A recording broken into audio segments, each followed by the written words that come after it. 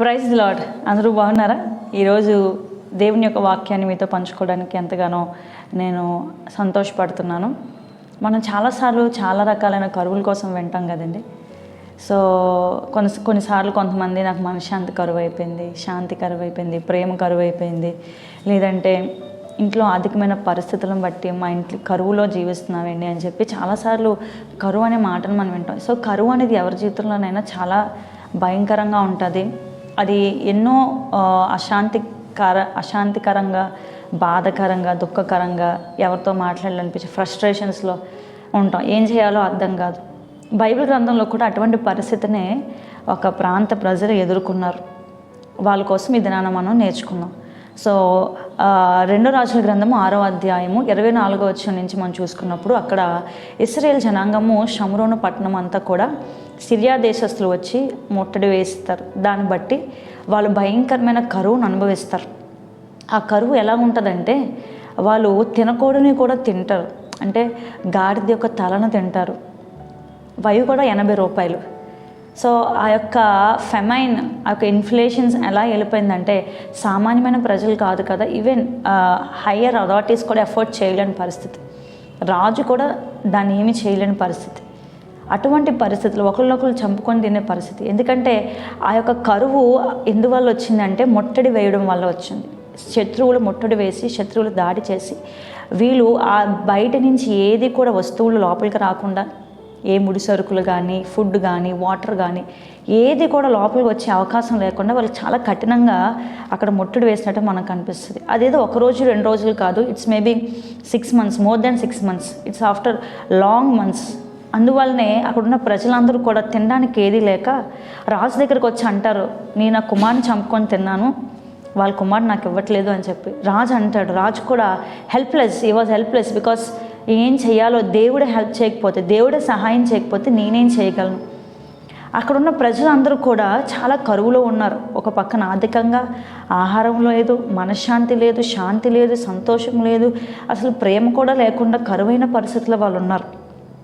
రాజు దగ్గర చాలాసార్లు మనం అటువంటి పరిస్థితిలో ఉన్నప్పుడు మనకు ఎవరో సహాయం చేస్తారులే, మా కుటుంబంలో కొంత ఉన్న వాళ్ళు ఉన్నారు, నా పక్షాన మాట్లాడే వాళ్ళు ఉన్నారు, కొద్దిసేపు వెళ్ళి వాళ్ళతో టైం స్పెండ్ చేస్తే నాకు మనశ్శాంతి వస్తుంది అనుకుంటాం. But there are some times, కొన్ని సమయాలు ఉంటాయి ఏంటంటే ఆ సమయాల్లోని మనకి సహాయం చేయడానికి వాళ్ళ వల్ల కూడా కాదు, కింగ్స్ వల్ల కాదు కదా, రాజకీయ నాయకుల వల్ల కాదు కదా, మన ఫ్యామిలీ ఫ్రెండ్స్ వల్ల కాదు కదా, వాళ్ళు మనకి ఏ రీతిగా మనల్ని ప్రేమించాలో వాళ్ళు ప్రేమించలేరు, మనల్ని ఏ రీతిగా సమాధానపరచాలో వాళ్ళు సమాధానపరచలేరు. ఎందుకంటే ఇట్స్ హెల్ప్లెస్ సిచ్యువేషన్. మన సిచ్యువేషన్, మన పరిస్థితి ఎలాగ ఉంటుందంటే ఎవరు కూడా సహాయం కూడా వాళ్ళు చేయలేరు. అటువంటి పరిస్థితిలోని మనం వెళ్తున్నప్పుడు వాక్యము మనకు సెలవిస్తుంది ఏంటంటే, ఈ యొక్క షమ్రోను పట్టణం అంతా ఇంత భయంకరమైన పరిస్థితిలో ఆకలితో అలమటించిపోతున్న పరిస్థితిలోని 7వ అధ్యాయం 1వ వచనంలో ఎలీషా దైవజనుడు ఒక మాట చెప్తాడు ఏంటంటే, రేపు ఈ వేళకి మీరు గొప్ప ఆశీర్వాదాన్ని చూస్తారు, పట్టణం అంతా గొప్ప ఆశీర్వాదాన్ని చూస్తారు అని ఒక మాట ప్రకటన చేస్తారు. 7వ అధ్యాయము 1వ వచనం. అప్పుడు ఎలీషా రాజుతో ఎట్లా అన్నాడు, యెహోవా మాట ఆలకించుము, యెహోవా సెలవిచ్చినది ఏమనగా, రేపు ఈ వేళకు షమ్రోను ద్వారమందు రూపాయి 1 ఇంటికి 1 మానిక సన్నని పిండియు, రూపాయి 1 ఇంటికి 2 మానికల యావాలను అమ్మబడతాయి. మనము 24వ అధ్యాయం 24వ వచనంలో చూస్తే అక్కడ భయంకరమైన రేట్లు మనం చూస్తాం. ఇక్కడ ఎలీషా ప్రకటిస్తున్నాడు ఏంటంటే, రేపు ఇదే సమయానికి వితిన్ 24 hours ఇక్కడున్న కరువు పరిస్థితి అంతా కూడా మారిపోయి దేవుడు గొప్ప సమృద్ధిలోనికి మనల్ని అందరిని నడిపించబోతున్నాడు, గొప్ప ఆశీర్వాదంలోకి మనల్ని నడిపించబోతున్నాడు. ప్రజలందరూ 1 రూపాయికే కావలసిన ఆహారం అంతా సమృద్ధిగా కొనుక్కొని తినేటట్టుగా దేవుడు సహాయం చేయబోతున్నాడని ఒక మాట పలుకుతాడండి. ఈరోజు మనం కూడా చాలా సంవత్సరాల నుంచి, చాలా నెలల నుంచి శత్రువుల మాటల చేత, శత్రువుల దాడి వలన, కరువు వలన, మానసికమైన ఒత్తిళ్ళు, మనస్సులోని గందరగోళ పరిస్థితులు, ఇటువంటి పరిస్థితులను ఒకటి జ్ఞాపకం చేసుకోండి. ఈరోజు దేవుడు సెలవిస్తాడు ఏంటంటే, ఆయన పని చేయడం ప్రారంభిస్తే, ఇఫ్ గాడ్ మూవ్స్, దేవుడు కానీ పని చేయడం ప్రారంభిస్తే అది 1 నిమిషంలోనే, 1 రోజులోనే మనం అనుకున్నంత కంటే ఎక్కువగా దేవుడు మనల్ని ఆ పరిస్థితి నుంచి విడిపిస్తాడు. ఇప్పుడు వరకు ప్రేమ కోల్పోయాం, ప్రేమ కరువైపోతే దేవుడు అన్ఎక్స్పెక్టెడ్గా నిన్ను అత్యధికముగా ప్రేమించే వ్యక్తుల్ని దేవుడు మీ జీవితంలో తీసుకొస్తాడు. సమాధానం కోల్పోతే సమాధానముని దేవుడు మీకు ఇస్తాడు. ఈ పరిస్థితులన్నిటినీ నెమ్మదిపరిచి, అప్పటి వరకు ఇంక ఇది సమాధానం అనేది నాకు లేదు, నాకు శాంతి అనేది నా మనసుకు రాదు ఇంకా అనుకున్న పరిస్థితిలోని ఒక్క రోజులోని వితిన్ మంత్స్లో దేవుడు ఏం చేస్తాడంటే పరిస్థితిని అంతా రూపాంతరంగా మారుస్తాడు. అందుకని కీర్తనలో ఒక మాట చూస్తాం కదా, సియోను నుండి తిరిగి వచ్చినప్పుడు మన నోటి నిండా నవ్వును, మన కళ్ళ కన్న వారి వల్ల ఉన్నాం. అంటే ఇది నిజంగా జరిగిందా, ఈ కరువు నిజంగా నా జీవితంలో పోయిందా, ఈ లేమి నిజంగా పోయిందా, ఈ యొక్క శాపం నిజంగా పోయిందా, ఇది నా జీవితంలోనే జరిగిందా, ఇది ఎలాగ ఎవరి వల్ల సాధ్యం కాదు అని చెప్పి అందరూ చేతులు ఎత్తేసారు కదా. దేవుడే మీకు సహాయం చేయాలి, దేవుడే మీకు దిక్కు, దేవుడు తప్ప ఇంకెవ్వరూ మీకు దిక్కులేరు, ఆయనే చేయాలి ఏదైనా అని చెప్పి మనుషులు చేతులు ఎత్తేసిన సమయంలో కూడా మనము విశ్వాసం ఉంచాలి. నా దేవుడు ఏ పరిస్థితినైనా మార్చగలడు. ఎలీషా సెలవిచ్చాడు రేపు ఈ వేళకి. అదే విధముగా ఈ యొక్క 7వ అధ్యాయం చివరి వచనాల్లో మనం చూస్తాము. ఎలీషా చెప్పిన మాట ప్రకారము షమ్రోనులో ఉన్న కరువు అంతా కూడా వితిన్ 24 hours 24 గంటల్లో వాళ్ళు కరువు అంతా పోయి ఈ యొక్క కరువు నుంచి సమృద్ధిలోకి వెళ్ళడం ప్రారంభిస్తారు. ప్రజలందరూ సమృద్ధిగా తింటారు. ఎన్నో రోజుల నుంచి ఆకలితో ఉన్న వాళ్ళందరూ కూడా ఆహారం తృప్తిగా సంతృప్తిగా తిని ఇప్పుడు వరకు కోల్పోయిన శాంతిని సమాధానం మరలా వాళ్ళు తెచ్చుకొని వాళ్ళ నోటి నిండా నవ్వుతో వాళ్ళు బ్రతుకుతారు. ఈరోజు దేవుని సేవకురాలుగా మీకు ఒక మాటను చెప్పాలనుకుంటున్నాను.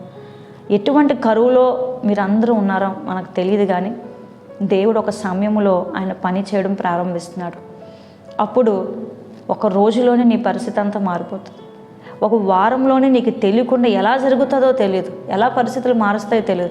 నీ కుటుంబంలో అప్పుల బాధలైనా కరువులైనా ఏదైనా సరే నీ యొక్క ఆలోచనకు అతీతంగా దేవుడు పరిస్థితులు మార్చి నీ యొక్క ముఖంలో సంతోషాన్ని, మన యొక్క ముఖంలో సంతోషాన్ని, సమాధాన దేవుడు ఉంచుతాడు. నమ్ముతున్నట్లయితే దేవుని ఈ మాటలు మీ హృదయంలో ప్రార్థించండి. ప్రభువా, ఆ రోజు నువ్వు చేసావు కదా షమ్రోను పట్టణంలో, ఈరోజు నా జీవితంలో కూడా నువ్వు చేయి.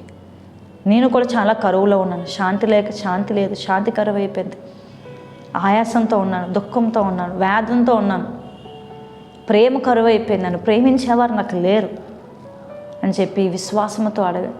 నా జీవితంలో నువ్వు చేయి. నేను చేసినంత వరకు ఎదురు చూస్తాను. ఆయన చేసినంత వరకు మనం ఎదురు చూసినప్పుడు దేవుడు తప్పకుండా మూవ్ అవుతాడు. దేవుడు తప్పకుండా మన పరిస్థితిలోకి ఇంటర్ఫియర్ అవుతాడు, వస్తాడు. ఆయన దిగి వస్తాడు. ఎందుకంటే కీర్తన 121 మనం చూస్తాం కదా, కొండల తట్టు కళ్ళెత్తుచున్న నాకు సహాయం ఎక్కడి నుంచి వచ్చును, భూమి ఆకాశములు సృజించిన యెహోవా వలనే నాకు సహాయం కలుగును. మనకి ఎవరి వల్ల సహాయం కలుగు, మనుషులందరూ చేతి ఎత్తేసిన అప్పుడు మనం ఎవరి మన కళ్ళని ఎత్తాలంటే భూమి ఆకాశం సృజించిన దేవుడి వైపు. ఆయన అప్పుడు మన పరిస్థితులను తప్పకుండా మారుస్తాడు. ప్రార్థన చేసుకుందాం. పరిశుద్ధుడా నాయనా, నీకు వందనాలు. ఈ వాక్యం ఎవరైతే వింటున్నారో ఆ బిడ్డల హృదయాలు దినాన కార్యం జరిగించండి ప్రభా. మనశ్శాంతి కరువైన పరిస్థితిలో, ప్రేమ కరువైన పరిస్థితిలో, ఆర్థికమైన పరిస్థితుల్లో ఉన్న ప్రతి బిడ్డల్ని జ్ఞాపకం చేసుకుని ఆ రోజు షమ్రోన్లో గొప్ప కార్యం చేసిన దేవా, ఈరోజు మా అందరి జీవితంలో మీరు కార్యం జరిగి ఎవరైతే విశ్వాసంతో ఈ వాక్యముని వింటున్నారో వాళ్ళ జీవితాల్లో నాయన కరువుని తీసివేయండి ప్రభా. సమృద్ధిలోనికి మీరు నడిపించండి, ఆశీర్వాదాన్ని ఇవ్వండి, సంతోషాన్ని ఇవ్వండి ప్రభా. నీకే సమస్త మహిమ గంత ప్రభావం చెల్లించుకుంటూ యేసు నామములో అడుగుచున్నాం తండ్రి, ఆమేన్. God bless you all.